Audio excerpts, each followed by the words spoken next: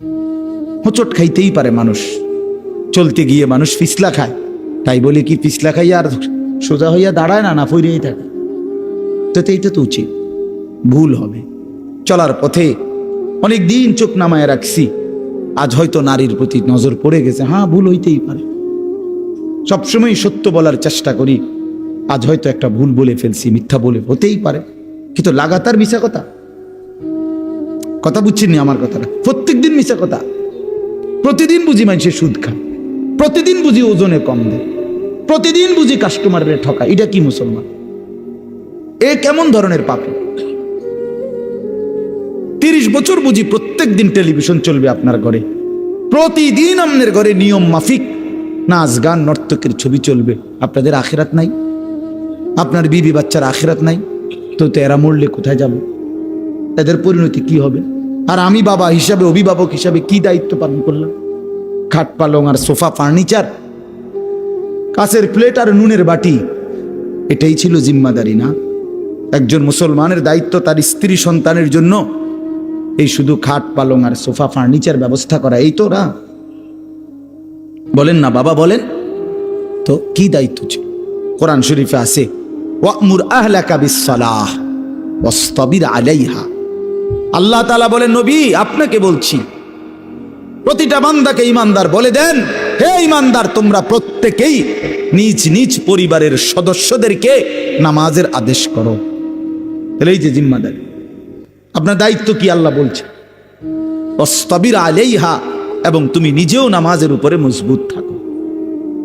তো বাত্তরকারী আল্লাহ বলে, লা নাসআলুকা রিজকা, তোমাদেরকে রিজিক দেওয়ার জন্য আমি তোমাদের কারো সাহায্য আমার লাগবে না। নাহনু নারযুকুকা, আমি একাই সকলকে রিজিক দেব। কি সুন্দর কথা! মালিক বিষয়টা আমি দেখব, ভাতের ফিকির আমি করব, রিজিকের ফিকির আমি করব, তুমি সেজদার ফিকির করো, স্ত্রী সন্তানের ইবাদতের ফিকির তুমি করো, ওদের ভাত তরকারির ফিকির আমি করব। ওমা কুন্না আনিল খালকি গাফিলিন, আল্লাহ বলে, বান্দা আমি আমার একটা সৃষ্টির ব্যাপারে 1 সেকেন্ডের জন্য গাফিল নই। 7 তবক জমিনের নিচে যেই পিঁপড়া হাঁটে, 7 আসমানের উপরে যেই ফেরেশতা হাঁটে, আমি দুইটাকেই সমান নজরে দেখি, একই মুহূর্তে দেখি, একই মুহূর্তে দেখি। হিমালয়ের চূড়ায় আমি যখন আমার সৃষ্টি মাখলুকের রিজিক পৌঁছাই, আটলান্টিক মহাসাগরের গভীরেও তখনই রিজিক পৌঁছাই। আমি আল্লাহ, তুমি আমার কি মনে করছো? ওয়া ইম মিন শাইইন ইল্লা ইনদানা খাযাইনুহু, আল্লাহ বলেন আমার কাছে কোনো কিছুই স্টক সীমিত নয়, বড় খাজাইন, সমস্ত কিছু আমার কাছে ভান্ডারে ভান্ডারে ভান্ডারে ভান্ডারে ভান্ডারে ভান্ডারে। তুমি মনে করছো নাকি তাড়াতাড়ি আইয়ে সিরিয়ালে দাঁড়ানোলে শেষ? হেগো না না, ওমা নুনাজ্জিলুহু ইল্লা বিকদারিন মালুম, আল্লাহ বলেন আছে তো আমার কাছে ভান্ডারে ভান্ডারে, কিন্তু আমি নাজিল করি পরিমাণ মতো করে, একসাথে সব না, পরিমাণ করে। বোঝেন নাই? আমি বুঝে কই, মনে করেন আমরা যে অনেক মানুষের চিন্তা বয়স্ক মাঝ বয়সী লোকের, আরে আমি থাকতে যদি গদ দুয়ার টাকা পয়সা বাইল করে দিয়ে যেতে না পারি, ফোলাগারে বিদেশ পাঠাইয়া যেমনে পারি, সুদে পারি, কিস্তিতে পারি, হ্যাঁ আমি থাকতে যদি জিফুতের লেগে কিছু গদ দুয়ার টাকা পয়সার ব্যবস্থা করে দিয়ে যাইতে না পারি, আমি মরলে আহারে তারা কিনব। অনেক মানুষের এটা চিন্তা না, আমি মরলে তারা কিনবো না, আমনে মরলে তারা সবাই ক্ষুধা বহন খাইব, আমনে মরলে পৃথিবীতে ভাত বন্ধ।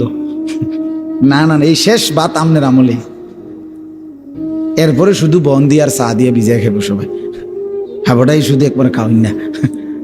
ওনার আমলেই শুধু পৃথিবীতে কাম কাজ আর সব বন্ধ। এরপরে এই জন্য আল্লাহ বলে, বান্দা রে আমার কাছে আছে, টেনশন করো না, আমার কাছে আছে ভান্ডারে ভান্ডারে, কিন্তু আমি একসাথে দেখলে তো সংরক্ষণ করতে পারবা না। এই জন্য আমি আল্লাহ যখন যা প্রয়োজন পরিমাণ মতো নাজিল করে থাকি। তোমার উপরে রহম করি বলে, তোমার উপরে দয়া করেছি বলে দেই, তুমি এমন শুরু করছো কা? তোমার দাদা মরে যাওয়ার পরে তুমি কি মরছুনি? তাইলে এই পৃথিবীতে আগের মানুষ মরে যাওয়ার কারণে কি পরের মানুষগুলো মরে গেছে? তো আমি মরলে তারা কষ্ট পাইবে কেন? কথা বোঝেন না? গত 100 বছর আগের মানুষ যারা মরে গেছে, 300 বছর আগের যারা মানুষ মরে গেছে, তো তাদের কারণে আমগো কি অসুবিধা হয়েছে? তার আমি মরে গেলে আমার পরবর্তী জেনারেশনের কি অসুবিধা হবে? হায়াত থাকলে রিজিক আছে, হায়াত থাকলে কি আছে? এই জন্য আমি আপনাদের কাছে অনুরোধ করলাম, ভাই দয়া করে আমরা প্রত্যেকেই এই কথাটা, এই যে কয়জন আল্লাহর বান্দা বসছেন, চাচারা, বাবারা, নওজোয়ান ছেলে তোমরা, আমার ভাই, নিজেকে আমরা মুসলমান মনে করি, আল্লাহ আমাদেরকে এই দৌলত দিছেন। আমরা যদি আল্লাহকে ভুলে যাই, আখিরাতকে ভুলে যাই, বিশ্বাস আল্লাহর কসম, তাহলে আর আমাদের জীবনের কোনো মূল্য থাকে না। আমি শক্ত বললাম আর কি, কিন্তু বাস্তবতা এটাই, মানুষের কোনো পরিচয় থাকে না। কোরআন শরীফে একেবারে আমি বললে রাগ করার কিছু নাই, কোরআন শরীফে স্পষ্ট আছে। আল্লাহ বলছেন, যে মনের ইচ্ছা মতো চলে, আমার হুকুমের খেলাফ, নিজের মনে যা চায় তাই চলে, কসম আল্লাহর, আল্লাহ বলছে, হে নবী শুনেন, সে কোনো মানুষ না, ইনহুম ইল্লা কাল আনআম, সে শুধুই জানোয়ার। ইনহুম ইল্লা কাল আনআম, এটা নফি ইস্তিসনা, মানে আর কিছু নয়, তার পরিচয় আর কিছুই নয়, শুধুই চতুষ্পদ জন্তু। তাহলে কঠিন কথা আল্লাহ বলছে। এই জন্য যে জীবনে আখেরাত নাই, যে জীবনে পরকালের কথা নাই মনে, সে জীবন জীবন না। আপনি আপনার মন মতো আখেরাত সাজাইলে হইতো না। একবার না, শত শতবার আল্লাহ বলছে, বান্দা ভুলে যেও না, ভুলে যেও না, ভুলে যেও না, এই হাসি, এই কান্না, এখানকার সুখ, এখানকার বাড়ি, এখানকার সম্পদ, এখানকার ছেলে মেয়ের উপার্জন, এটা মিলাইয়া তৃপ্ত হইয়া যাইও না যে আমার পরিকল্পনা শেষ, আমার টার্গেট শেষ, আমার দুনিয়ায় আগমনের উদ্দেশ্য শেষ। না বান্দা, তোমাকে সামনে যেতে হবে, কবরে, আখেরাতে, হাসরে, ফুলসিরাত পার হইতে হবে। তার জন্য সামানা কোথায়, তার জন্য তোমার পাথেও কোথায়, সেটা মিলাও, সেটা মিলাও, সেটা দেখো। আফসুসের ব্যাপার, আজকে আমার দেশ, আমার সমাজের মানুষ, বয়স্ক 60 বছরের, 70 বছরের মুরব্বীরা, অনেকের জীবন তৃপ্ত, অনেকের জীবন সন্তুষ্ট হয়ে গেছে এই কথার উপরে যে 3টা ছেলে ছিল, 3 জনেরই বিদেশ পাঠিয়ে দিছি, 4টা মেয়ে ছিল, 4টা মেয়েই বিয়ে দিয়ে ফেলছি, একটা বিল্ডিং করছি, শহরে জায়গা কিনছি, ব্যাংকে টাকা জমাইছি, ব্যবহারের একটা গাড়ি আছে, খালাস, দুনিয়ায় আসার উদ্দেশ্য কামিয়াব, দুনিয়ায় টার্গেট ফিল আপ, আর কোনো কাজ নেই। যে জন্য আসছে উদ্দেশ্য হাসিল হয়ে গেছে, এটাই দুনিয়ায় আসার উদ্দেশ্য, ঠিক না? কথা বলেন না কেন? 3 ছেলে বিদেশ পাঠানো, 4 মেয়ে বিয়ে দেওয়া, একটা বাড়িতে বিল্ডিং করা, অত্যাধুনিক টাইলস ব্যবহার করা, এখন আপনি সুখে খান, এখন ফ্যান চলে, এখন এসি চলে, এখন আপনার ছেলে মেয়ে টাকা পাঠায়, আর আপনি আরামসে ভাত মাছ চাল ডাল খাইতেছেন, আর গপসপ গল্প গুজব করতেছেন, টেলিভিশনে নাচ গান দেখতেছেন, খালাস জিন্দিগি না? আহ, হায় মুসলমান, এই তো তৃপ্তি। বুড়ো মানুষের চা দোকানের আড্ডা দেখলে, বয়স্ক মানুষের চা দোকানের আড্ডা দেখলে বুঝাই যায় উনি তৃপ্ত, ওনার মূলত কোনো টেনশন নেই, কোনো টেনশন নেই।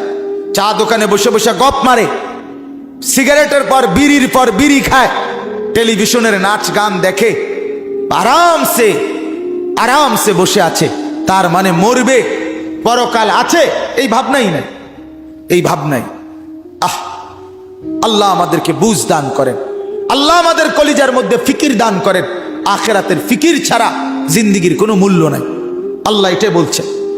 এখন কি আল্লাহর নবী সাল্লাল্লাহু আলাইহি সাল্লাম ঘুম থেকে উঠে উম্মতকে শিখাইছে, উম্মত একবার ঘুমাইছিলা, মরেই গেছিলা, আবার যখন ঘুম থেকে চোখ মেললা, পৃথিবীর আলো বাতাস আবার দেখলা, আল্লাহকে জানায় দাও, আলহামদুলিল্লাহিল্লাযী আহইয়ানা বাদা মা আমাতানা। মাওলা, আপনার শুকর মাওলা, আমি তো মরেই গেছিলাম, আপনি আবার হায়াত দিয়ে আমাকে বাঁচিয়ে দিলেন। তবে আমি জানি মাওলা, এই মরা আর বাঁচার খেলায় একদিন ঠিকই ওয়া ইলাইহিন নুশুর, আপনার কাছে ফিরে যেতে হবে, ফিরে যেতে হবে। প্রতিদিন চোখ বন্ধ হয়, আবার চোখ আপনি মেলে দেন। মাওলা, আমি জানি তবে এটাও জানি একদিন ঠিকই শুধু বন্ধ করবেন আর খুলবেন না, আপনার কাছেই নিয়ে যাবেন। ইলাইহিন নুশুর। প্রত্যেক ঘুম থেকে জেগে আল্লাহর নবী আল্লাহর কাছে ফিরে যাওয়ার কথা আল্লাহর কাছে নতুন করে মনে করাইতেন, নবায়ন করে নিতেন, নবায়ন করে নিতেন। তাহলে আমাদের প্রতিদিন ফিকির করা উচিত, মাওলা আপনার কাছে ফিরতে হবে, আল্লাহর কাছে ফিরতে হবে। অতএব এই কথাটা আল্লাহ তাআলা মনে করাই দিছেন, আমার দুনিয়া ভোগ করো, আমার জমিন ব্যবহার করো, আমার দেওয়া রিজিক উপভোগ করো। আমি দিয়েছি স্ত্রী, আমি দিয়েছি ছেলে, আমি দিয়েছি মেয়ে, আমি দিয়েছি আলো বাতাস রোদ বৃষ্টি, আসমান জমিন চন্দ্র সূর্য গ্রহ নক্ষত্র, ক্ষেত ফসল ফল ফসল আল্লাহরই দেওয়া। আল্লাহ বলে সবটা নেও বান্দা, শুধু মনে রাখো আবার আসতে হবে, আমার কাছে ফিরতে হবে, আমার কাছে ফিরতে হবে। এটা যদি ভাবি, কলিজার মধ্যে রাখি, তাইলে আর গুনাহ হবে না, আর হারাম হবে না, আর নাফরমানি হবে না। কারণ আমাকে যে যেতে হবে, আমাকে যে হিসাব দিতে হবে, আল্লাহর কাছে যেতে হবে। বলেন হিসাব দিতে হবে কিনা? বলেন, বলেন না সবাই দিতে হবে কিনা? বলেন আল্লাহর কাছে যেতে হবে কিনা? বলেন না। একটা একটা হিসাব দিতে হবে, একটা একটা। ওয়াকুল্লুহুম আতিহি ইয়াউমাল কিয়ামাতি ফারদান। আল্লাহ বলছেন কোরআনে, কিয়ামতের দিন তোমাদের প্রত্যেককে আসতে হবে একজন একজন করে, একজন একজন, একজন একজন করে বাপ, একজন একজন আল্লাহর সামনে দাঁড়াইতে হবে। ইন্নাল্লাহা সাইয়ুকাল্লিমু, নবী বলছে নিশ্চয়ই আল্লাহ প্রত্যেকের সাথে পৃথক পৃথক কথা বলবেন, একজন একজন করে কথা বলবেন। আল্লাহ তাআলা কথা বলবেন, আল্লাহর কাছে দাঁড়াইতে হবে, আল্লাহ তাআলার মুখোমুখি হইতে হবে। রব্বুল আলামিন বলছেন আহসাহুল্লাহ ওয়া নাসুহু, তুমি ভুলে গেছো জিন্দেগি, আমি গুনে গুনে রাখছি, গুনে গুনে। ওয়া কাফা বিযুনুবি ইবাদি খাবীরাম বাসীরা, বান্দা তোমার প্রত্যেকটা গুনার হিসাব রাখার জন্য আমি একাই যথেষ্ট। আমি পাই পাই হিসাব রাখছি, রাত কিংবা দিন, সকাল কিংবা দুপুর, আলো কিংবা অন্ধকার, একাকী কিংবা প্রকাশ্য, আমি সারাক্ষণ ছিলাম, আমি ছিলাম, আমি দেখছি, আমি দেখছি, আমি খবর রাখছি, আমি খবীর, আমি বসির, আমি আলিম, আমি সামিআ। আস্তে যা বলেছ তাও শুনেছি, জোরে যা বলেছ তাও শুনেছি, চোখের বাঁকা চাহনিতে যা দেখছো তাও আমি জানি, অন্তরের ভিতরে যা গোপন রাখছো আমি তাও জানি, পাতা পড়লেও আমি জানি, তোমার নিঃশ্বাস পড়লেও আমি জানি। সাতবক জমিনের নিচে যেই পিঁপড়া হাঁটে আমি তাকেও দেখি, সাত আসমানের উপরে যে ফেরেশতা হাঁটে আমি তাকেও দেখি। আমার থেকে তুমি আড়াল করবে কিভাবে? আল্লাহর থেকে আড়াল করবেন কিভাবে বাপ? অতএব দয়া করে আজ রাত গভীরে আপনাদের কাছে এটাই আবেদন, আখিরাতের ভাবনা পাবেন, গুনাহ ছেড়ে দেন, হারাম ছেড়ে দেন, হারাম ছেড়ে দেন বাপ।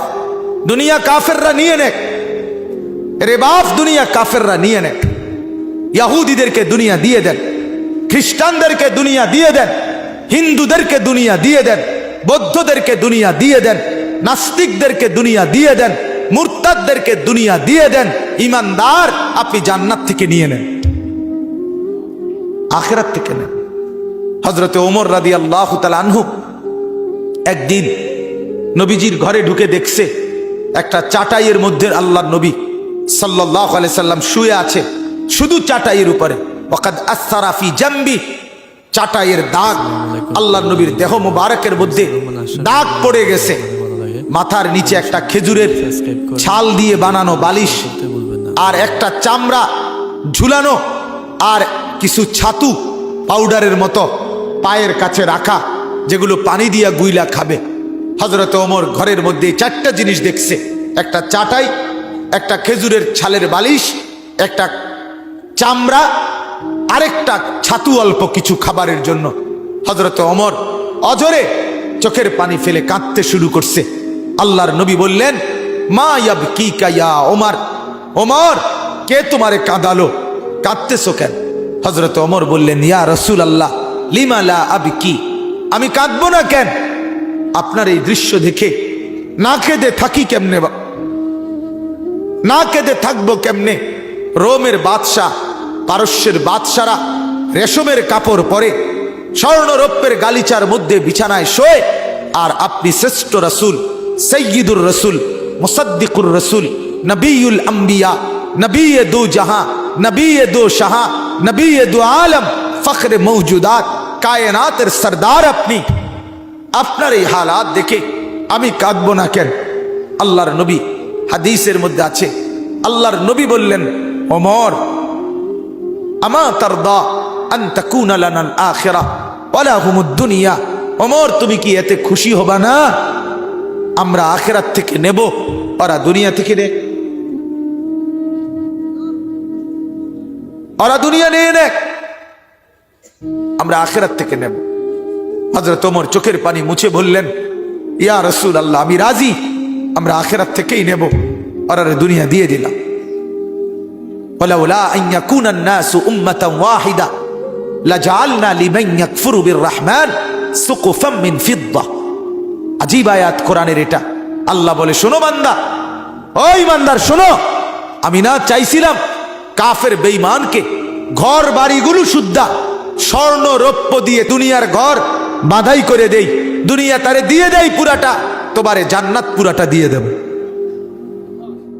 ইমাম ইবনু রজব হাম্বলি রহমতুল্লাহ আলাই তার কিতাবের মধ্যে লিখছেন, প্রতিটা দিন, খেয়াল করে শুনেন, প্রত্যেকটা দিন দুনিয়াবাসীকে ডেকে বলে, হে দুনিয়াবাসী, আমি শুধু আজকের জন্যই, একবারের জন্যই পৃথিবীতে এসেছি, কিয়ামত পর্যন্ত আর আসবো না। হে দুনিয়াবাসী, আমারে নষ্ট করো না, বরবাদ করো না, আমারে কাজে লাগাও। এরপরে তাফসিরে আমরা পড়ছি, সন্ধ্যা যখন হয়, সন্ধ্যা মানে মাগরিবের ওয়াক্তে দিন শেষ হয়ে যায় না, কথা বলেন না, সূর্য যখন ডুবে যায় তখন রাত শুরু হয়, ঠিক কি না বলেন? এই সন্ধ্যার আগে আগে দুনিয়াকে আবারও এই দিনটা, আজকের দিনটা, এটা আবার চিৎকার করে পৃথিবীবাসীকে বলে যে, হে দুনিয়াবাসী, আমি তো শেষ হয়ে যাচ্ছি, একটু নেক আমল করে আমার একটু কাজে লাগাও না।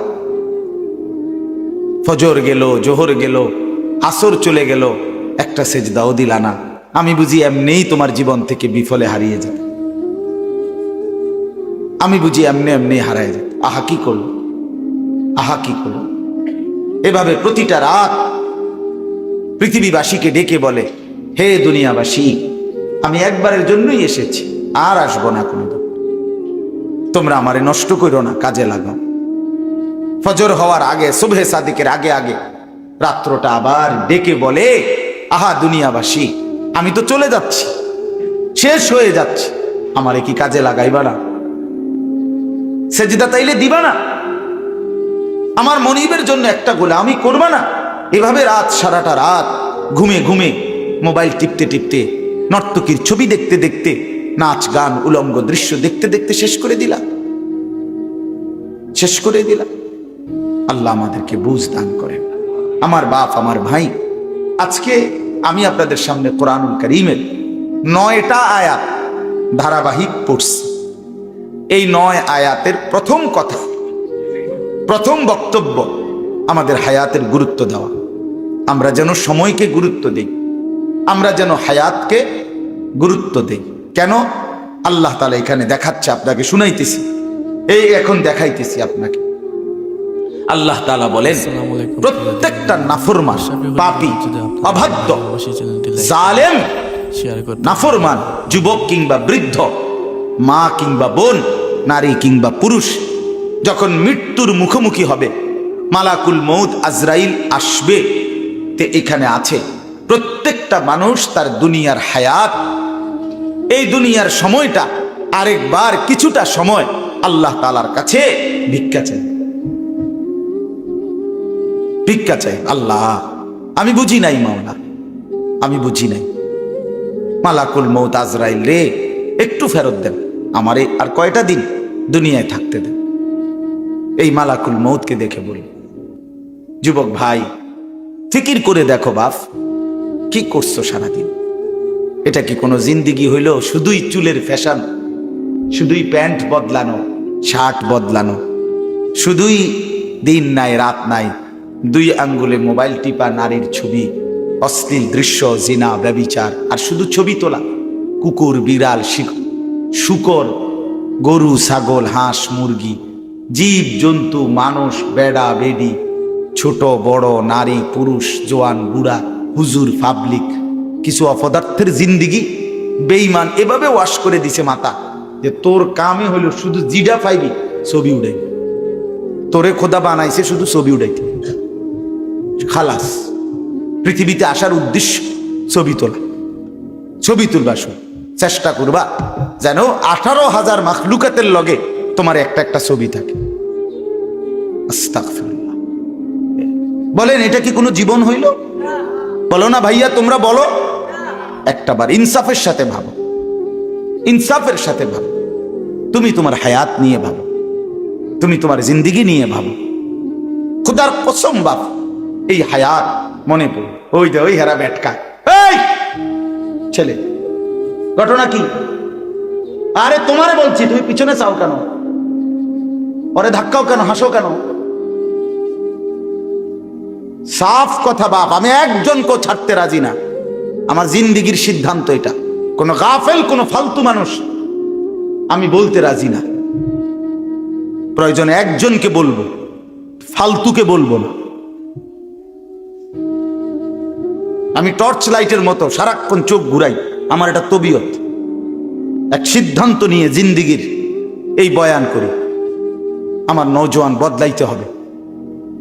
আমার সম্পদেরা, এই ছেলেগুলো যদি নষ্ট হয়ে যায়, একটা গাছের মূল অংশই যদি নষ্ট হয়ে যায়, এই গাছ টিকবে কিভাবে? একটা জাতির যুব সমাজ যদি নষ্ট হয়ে যায়, খোদার কসম ওই জাতি টিকে না, ওই জাতি টিকে না। পৃথিবীর উত্থান পতন, আলো অন্ধকারের সবকিছু যুবকের দ্বারা। যুবক চাইলে গড়তেও পারে, যুবক চাইলে ভেঙেও ফেলতে পারে, নষ্ট করেও ফেলতে পারে। ছেলেরা বলো, এত নারী দেখা কি হবে শেষ পর্যন্ত ভাইয়া? সারাদিন তোমরা যারা নারী, ছবি, মোবাইল, অশ্লীল দৃশ্য দেখে, শেষ পর্যন্ত কখন থামবা? প্রিয় ভাই আমার, কোন দিন থামবা? কোন দিন, কোন দিন থামবা? তোমার কি কোনোদিন রাত ভোর হবে না? তোমার কি যৌবন শেষ হবে না?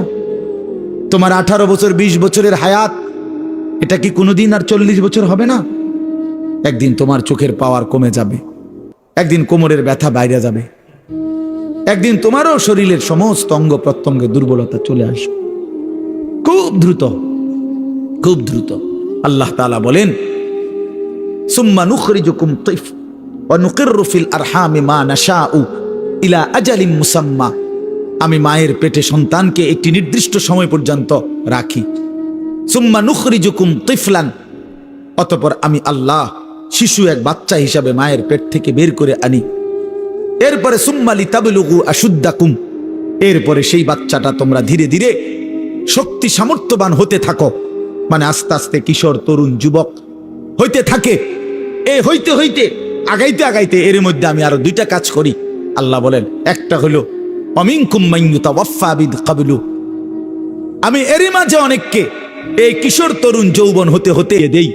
আর অমিনকুম মান ইউরাদ্দু ইলা আরদালিল উমর, আর কাউকে কাউকে আমি একেবারে চূড়ান্ত বৃদ্ধ বয়সে পৌঁছাই। কিন্তু সবাইকে সমান তালে বুড়া বানাই না।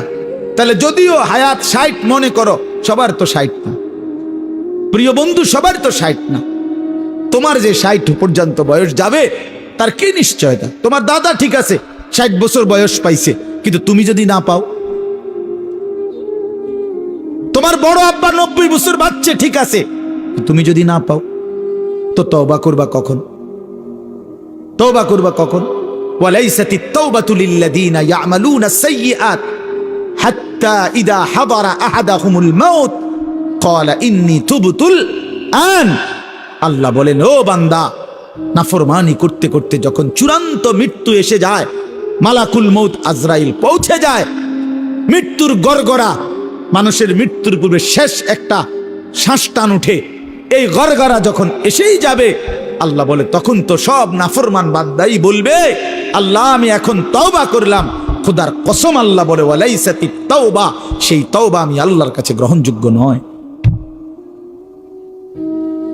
সেই গ্রহণযোগ্য নয় বান্দা। ওয়ালাইসাতিত তাওবাতু, আমি আল্লাহ তাআলা সেই তওবা গ্রহণ করব না বান্দা। তখন আর ফিরতে পারবা না ভাই আমার, ফিরতে পারবা না, মনে পড়বে সব। ওয়াজিআ ইয়াউমা ইদিন বিজাহান্নাম ইয়াউমাইদিন ইয়াতাযাক্কারুল ইনসানু ওয়া আন্না লাহুয যিকরা। আল্লাহ বলে, বান্দা, হাসরের ময়দানে তোমাদের চোখের সামনে জাহান্নামকে ফেরেশতারা টেনে আনবে। তোমরা যখন নিজ চোখে জাহান্নাম দেখবা, লা তারাবুন্নাল জাহিম, নিজ চোখে যখন জাহান্নাম দেখবা, ইয়াউমাইদিন ইয়াতাযাক্কারুল ইনসান, সেদিন তোমাদের দুনিয়ার জীবনের সব কথা মনে পড়বে। ওয়া আন্না লাহুয যিকরা, কিন্তু বলো না বান্দা, সেদিন মনে পড়ে কি লাভ হবে? কি আজীব কথা! ওয়া আন্না লাহুয যিকরা, বলো না বান্দা, মনে পড়ে কি হবে? সেদিন বুঝে লাভ কি হবে? কাল্লা লাউ তা'লামুনা ইলমাল ইয়াকিন। আজকে যদি কোরআন থেকে শুনে, রাসূলের হাদিস শুনে, উলামায়ে কেরামের নসিহত শুনে আজকে যদি বিশ্বাস করতা, কত না ভালো হতো। এটা কোরআনের আয়াত। আল্লাহ বলেন, আজ যদি বুঝতা বান্দা, তাহলেই খুব ভালো হতো। কিন্তু একদিন তো দুই চোখে জাহান্নাম দেখবা, নিজ চোখেই দেখবা বান্দা, সেদিন সব বুঝবা, কিন্তু লাভ কি হবে? ইয়াউমা ইউকশাফু আন সাকিন ওয়া ইউদআউনা ইলাস সুজুদি ফালা ইস্তাতিউন।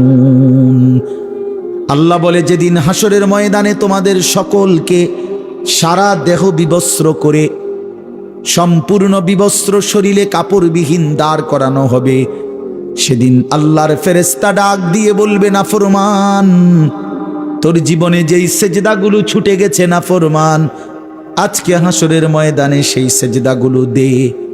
আল্লাহর কসম বন্ধু, আল্লাহ কোরআনে বলছে, ফালা ইস্তাতিউন, লক্ষ কোটি বার চেষ্টা করেও বান্দা, সেদিন হাসরের ময়দানে একটা সেজদাও আর দিতে পারবা না।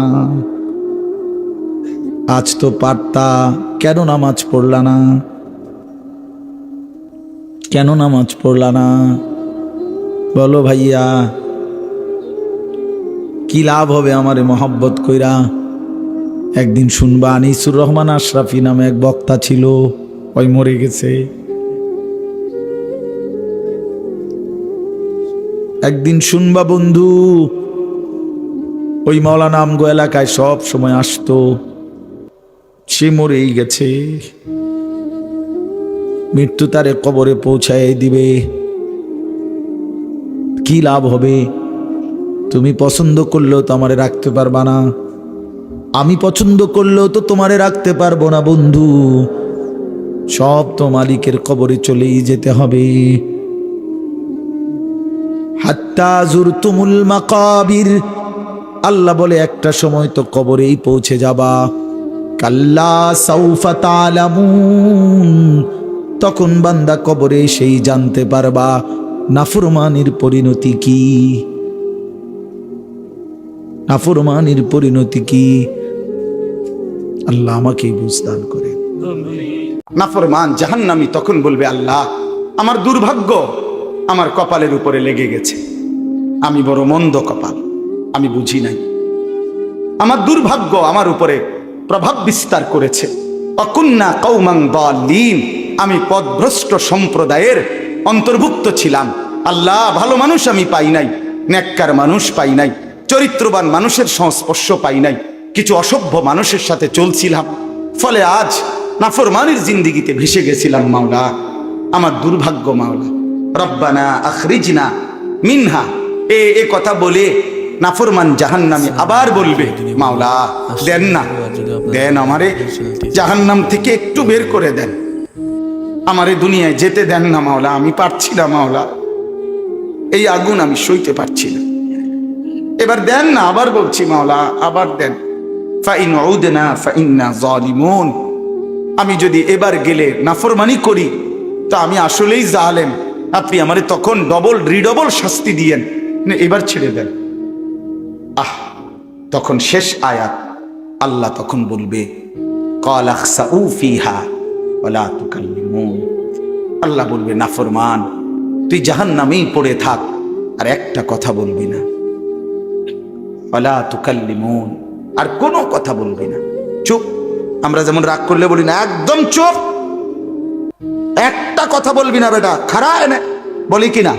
এই আল্লাহ বলবে পড়ে থাক বেঈমান নাফরমান জাহান্নামে, ওয়ালা তুকাল্লিমুন, আর কোনো কথা বলবি না, একটা কথা নাই। আর তাফসীরে মাআরিফুল কোরআন স্পষ্ট লিখছে, আল্লাহ যখন কোনো জাহান্নামীকে এটা বলে ফেলবে যে তুই আর কথা বলবি না, খোদার কসম, তখন ওই জাহান্নামী আর মানুষের মতো শব্দ করতে পারবে না, তার জবান থেকে তখন কুকুর কিংবা গাধার মতো নিকৃষ্ট আওয়াজ বের হবে।